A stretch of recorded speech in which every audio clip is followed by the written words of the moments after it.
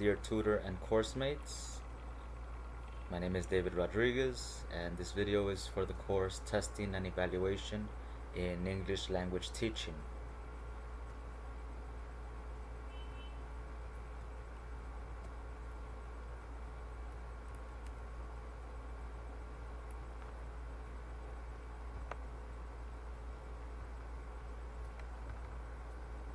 Okay, let's talk about types of assessment.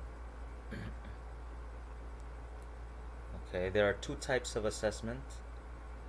One is summative assessment, okay, and that is the type of assessment that is done at the end of a period. Okay, it can be like at the end of, like when you go to school, to an elementary school, there are 4 periods, and at the end of each period, you have to do a test, or at the end of in the middle of a semester, you have to do a midterm. Those are considered summative assessments tools, okay, and they meet the needs of summative assessment. Okay, and the other type is formative assessment, which is an assessment which is a type of assessment that is done every day. As a matter of fact, I might dare to say that it's done every class and every assignment as well. Okay, so every assignment has a little type of formative assessment. The idea is to form the individual through this type of assessment.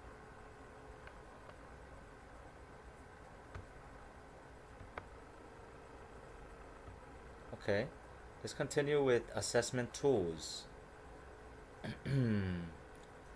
There are plenty of assessment tools available to teachers.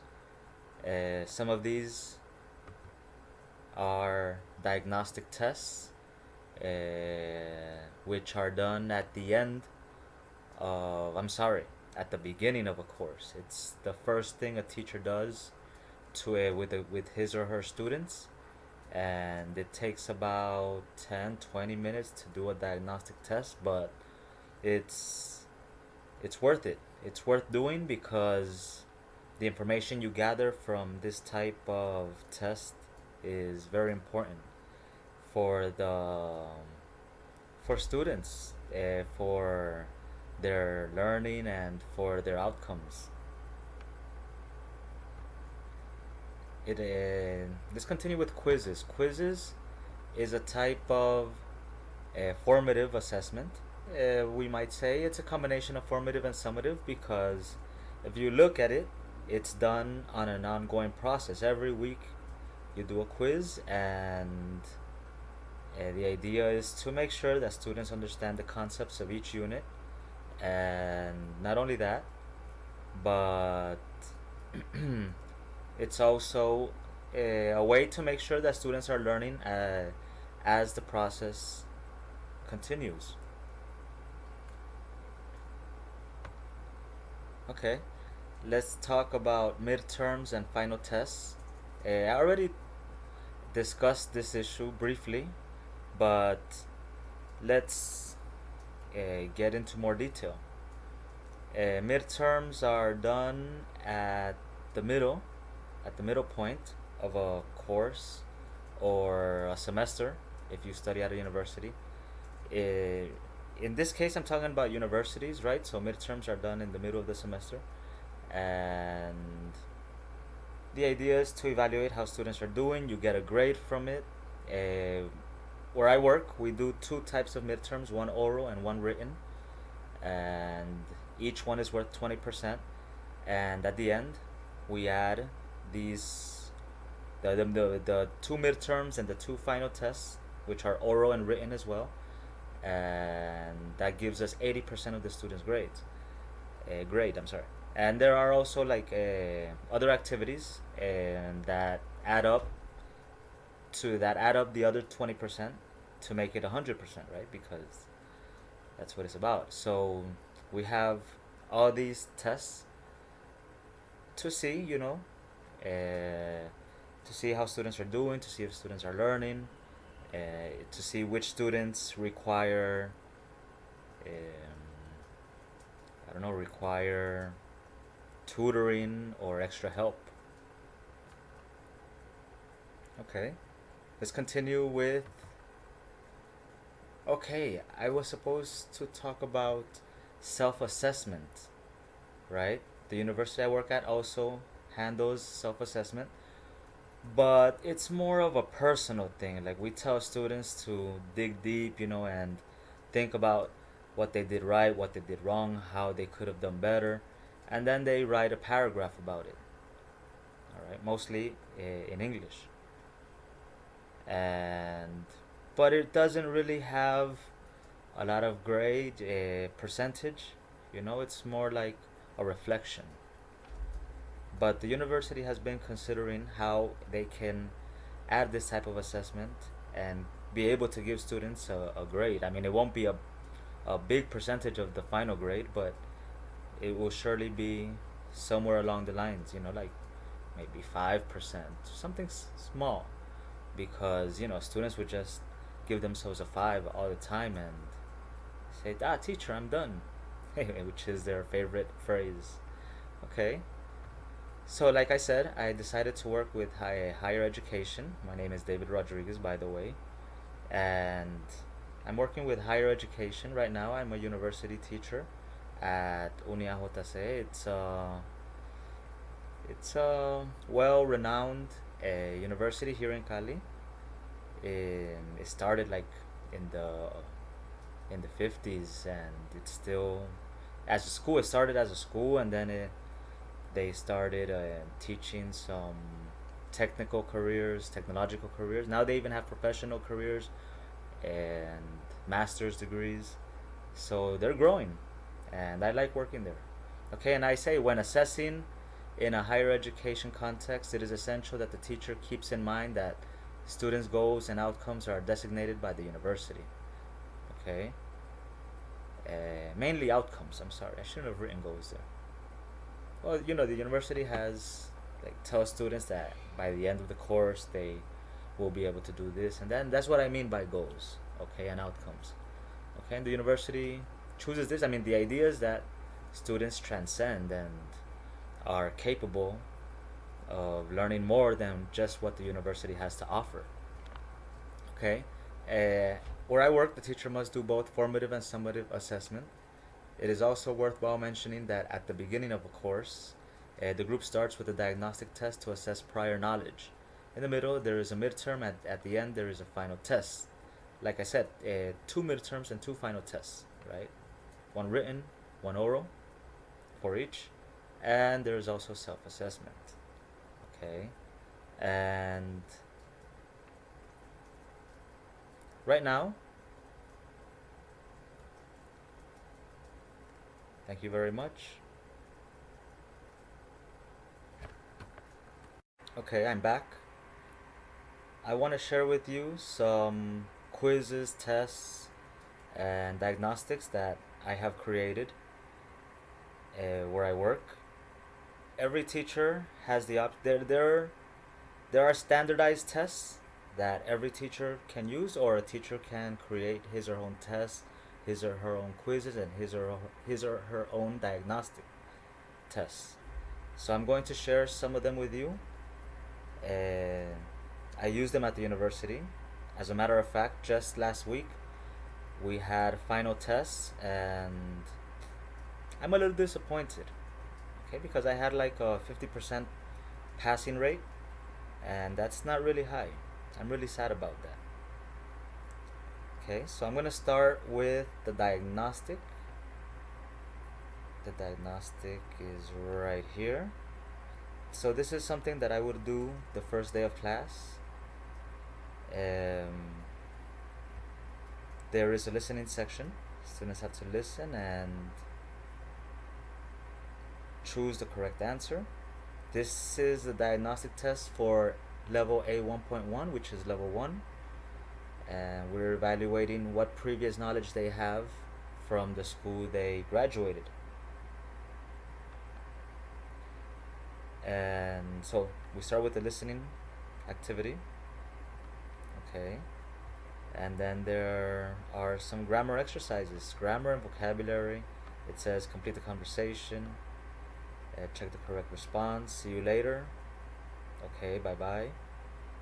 Just to see what students know, how much knowledge they have about the English language. Circle the correct words. This is grammar. Okay. Singular, singular, plural. This is the correct answer. And singular, plural, singular. The correct answer is the plural one. Okay, we try to see if students know how to use the verb to be, singular and plural pronouns. Okay, etc.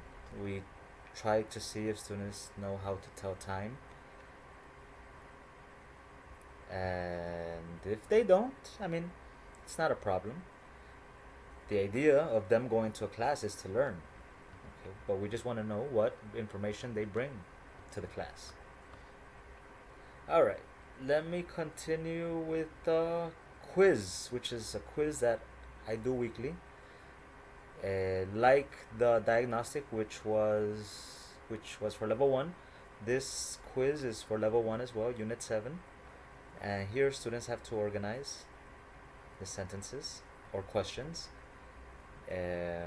Do you live in a house or an apartment? Unit 7 is about the simple present questions using do, and mainly it we do with the intention of talking about homes, houses, and apartments, and describing your house. So, do you live in a house or an apartment? I have a new house. Does your house have a pool? My living room, well, whatever. This is a quiz that students would do. It's really short. I do it like this to save paper. So from this sheet, I get 5 quizzes. It helps students. It helps the university save paper, and I like doing it like this. I have the autonomy to use a whole sheet for one quiz or do it like this, but I prefer to do it like this, and it's easier to check too. Okay, and last but not least, I want to show you a final test of the same level, level 1, units 5 through 8. So this would be the test of one of the quizzes we just saw, which was of unit 7. Alright, so starts with the listening. There are 8 listening questions. On Saturdays, Judy gets up at 4:30 a.m. So depending on the conversation, they would have to choose gets up, wakes up, or stands up. Rich works, studies, or lives with his brother. So based on the conversation, they would have to choose one. So like I said, there are 7 listening questions, and the rest of the questions are grammar, vocabulary. Here they have to write the question. There's some information, and they have to write the question that corresponds to that sentence. I'm wearing a white blouse and blue jeans. The question here is, what are you wearing? Students have to write, what are you wearing? We see that in class. I emphasize on this question because it's in the test, and I know that it's an important question to know. This question, what are you wearing, leads us to the next unit, which is about also present continuous, but then we learn the question, what are you doing? So then that's like making the transition lightly. Alright. Here, students have to put the words in the correct order, pretty similar to the quizzes I make. They usually do pretty well in this area because most of my quizzes are like this or use this format. Okay, so like the rubric said, we have to talk about all the different skills that can be evaluated. So here we're evaluating listening. Here we're evaluating grammar as well. Here we move on to read the question, select the correct option. This isn't so much grammar, more conversational, even though it's in a written test. So where does he work? He work in a bank? Yes, he does. Or he works in a hotel. Alright, so one of those is the correct answer. Who handles money? This is more vocabulary. Here we're evaluating vocabulary. a pilot, a cashier, a chef. All right. I have some chairs in the kitchen. They have to circle the sentence that is similar to the one that is highlighted. I have some chairs in the kitchen is similar to there is a chair. No, because that's singular. There are some chairs in the kitchen. Yeah, this is it. There aren't any. No, because aren't any is zero, and this does not represent zero. Okay, very good. More, more vocabulary, more grammar. And normally, the tests have a reading section, but the level one test doesn't. The rest of them do. Level two, level three, level four. They all end with the reading section, and normally it's the last four questions from numbers 21 to 25. I'm sorry I decided to show this one. I would have rather shown the other one with the reading section. But yeah, we evaluate all four skills: listening, speaking, reading, writing. And I like being a teacher. I mean, I like helping students improve their language skills. And when students don't do well, I let them know, and I give them the grade because I mean we really expect them to learn. Thank you very much. I hope you enjoyed my video. Till next time.